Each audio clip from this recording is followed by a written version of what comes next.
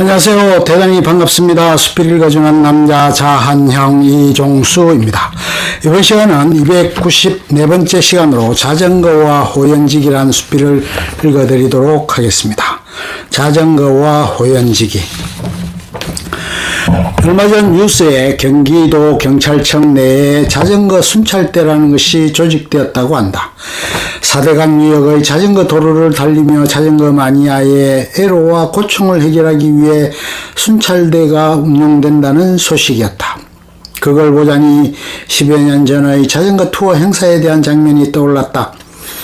작은 녀석이 2001년도에 초등학교 4학년이 되어 형의 뒤를 이어 녹색 소년단의 대원이 되었다. 새롭게 노란색 블랙캣으로 자전거를 장만해서 타게 되었다.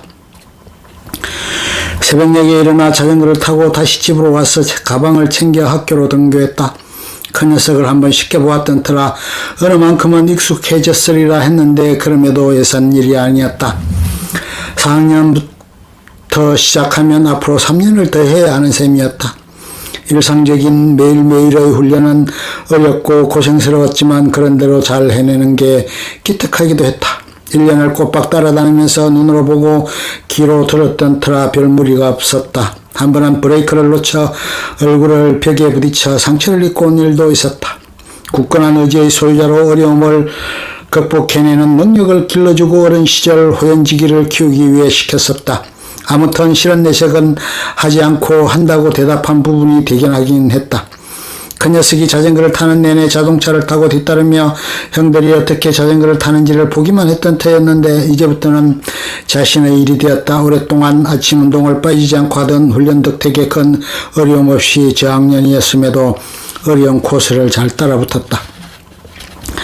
여름 방학 기간 중에 전국 일주 행사는 동해안 쪽이었다. 둘째 날로 예정된 한계령이 최고의 고비였다. 거의 10시간부터 시작해서 계속 오르는 앞길을 힘겹게 오르기 시작했다. 1시간 남짓을 오른 후에야 겨우 정상에 도착할 수 있었다. 일기 졸업생 일부도 함께 참가했다. 플랜카드를 펼쳐놓고 사진을 찍고 화이팅을 외쳤다. 차로도 오르기 어려운 한계령을 자전거로 정복한 것이었다. 첫날은 150여 킬로미터를 타는 힘든 여정이었다.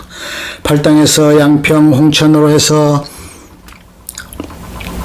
신남까지의 여정이었다. 하천변으로 이어지는 도로는 지난 장마와 태풍으로 인해 황폐한 모습을 흉물스럽게 드러내고 있었다.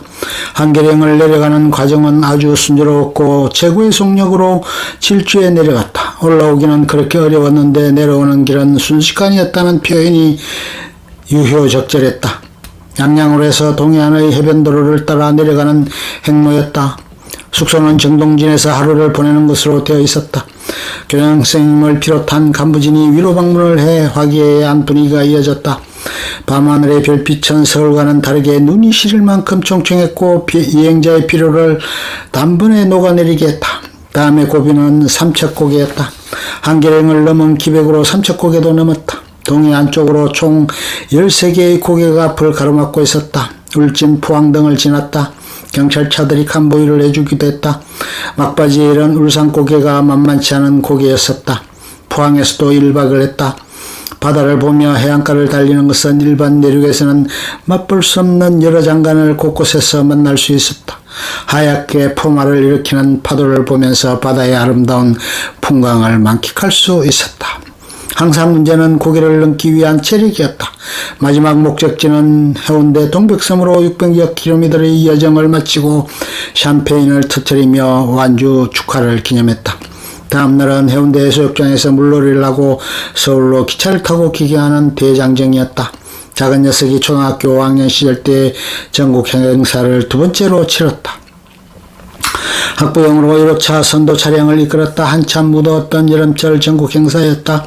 출발한 부산 을숙도 부근이었다. 자전거 20여 대를 터르게 실어보내고 대원들은 열차편으로 부산으로 갔다. 여관에서 하루를 묵은 후 새벽녘에 출발했다. 장마철이었다. 비닐로 된 우의를 착용한 채 달릴 수밖에 없었다. 빗물이 튀어 뒷덜미를 때렸지만 그것을 감수해야만 하는 일이었다. 잠깐씩 비가 그칠 때도 있었지만 그런다고 해서 우의를 벗어버릴 수가 없었다. 1시간을 타고 10분 정도씩 휴식을 취했지만 쉬는 장소가 마땅치 않은 경우에는 그렇게 할 수가 없었다.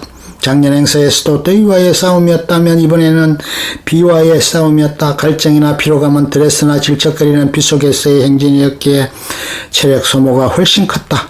가끔 오르막도 있었지만 대체로 무난한 코스였다. 목포를 지나 일본 국도를 따라 서울로 돌아오는 코스에서도 목포의 눈물고개를 반대 방향으로 넘다 보니 그렇게 힘든 줄을 모르고 넘기도 했다. 고창에서 하루를 쉬었다.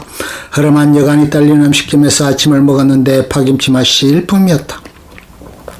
얼마나 맛있었는지 한 학부형은 써달라고 하더니 점심까지 그것으로 식사를 할 정도였다. 집이 서울 서부 쪽이라 했다. 전형적인 남도 음식의 정갈하고 맛깔스러운 맛에 너도 나도 밥을 추가로 시키기도 했다. 새만금에서는 그 어마어마한 인간의 대역사 공사 현장을 자전거로 돌아보기도 했다. 방파제 길을 자전거로 달린 것이다. 마지막 날의 밤을 보낸 곳은 온천이 있는 온양이었다.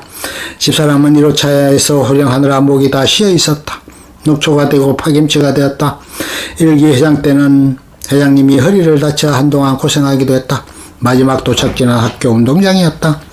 그곳에서 완주 기념 행사를 했다. 선생님께서 완주장과 목걸이를 일일이 목에 걸어주고 수여했다. 모두 벅차오르는 감동과 해냈다는 자부심에 눈물을 흘리기도 했다.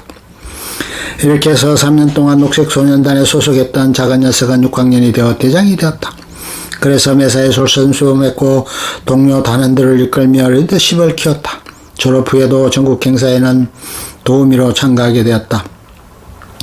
학교에서의 봉사활동을 그것으로 대체하기도 했다. 녹색소년단에서는 산도 자주 갔고 다른 2박 3일이나 1박 2일의 행사도 다채롭게 마련되었다. 외국을 가서 견문을 넓히기도 했다. 미국이나 일본을 여행하는가 하면 유럽을 순회하기도 했고 백두산을 등정하는 여정도 있었다. 학부형들은 아이들 졸업 후에도 모임을 만들어 계속적인 만남을 이어가고 있다. 1년마다 3, 4, 5 모여서 자전거를 타며 우위를 돈독히 하기도 했다. 수리산을 산악자전거로 달리기도 했고 강촌마을까지 가서 산악자전거로 일주하는 코스를 달리기도 했다. 이러한 자전거 타기가 아이들이 보다 풍요로운 삶을 살아가고 호연지기를 기르는 데 기반이 되고 초석이 되었으리라. 이제는 일기생들은 군에도 되었다. 20대 중반의 나이가 되었으니 어린 시절 그 자전거 여행을 다 잊었으리라 얘기했다. 그런데 그 녀석은 군에 입대하기 전 마지막으로 자전거 여행을 다녀왔다. 광주에서 서울까지 300km였다. 홀로 지도만 보고 4박 5일간의 여정이었는데 성공적으로 완주를 했다. 작은 녀석은 백두산까지 자전거를 타는 행사의 후배들을 위해 도우미로 역할을 하며 건재함을 과시하기도 했다. 이제는 신물이 날 만큼 자전거에는 이골이 났겠지만 여전히 우리 집 아파트 계단에는 자전거 2대가 나란히 놓여있다. 아이들도 내 곁에 없어도 집안을 드나들 때마다 그 자전거를 보면 마치 분신처럼 애틋함이 늘 새록새록 다가온다. 세상의 그 어떤 어려움도 이겨낼 수 있는 힘을 자전거를 매개로 가졌으면 하는 바람을 담아서 말이다. 나는 오늘도 아이들의 앞날에 영광이 있기를 기원해 본다. 끝. 좋으면 좋아요, 구독, 알림 설정 눌러주세요. 감사합니다.